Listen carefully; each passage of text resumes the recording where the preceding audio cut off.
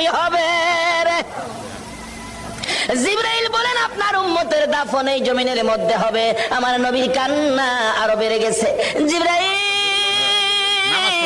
না না, সইতে পারি না, আমি আরশে থাকবো আর আমার উম্মতেরা এই জমিনে থাকবে। আমার মন মানে না, প্রস্তাব আমি রাখবো না। আমার পক্ষ থেকে একটা প্রস্তাব আমার প্রভুর দরবারে তুলে ধরো। জিবরাইল রে, আমার গুনাহগার এতিম উম্মতেরা যেই জমিনে থাকবে, আমি নবী আরশে যাব না রে, আমি আমার গুনাহগার উম্মতের পাশে সেই জমিনের মধ্যে শুয়ে থাকবো।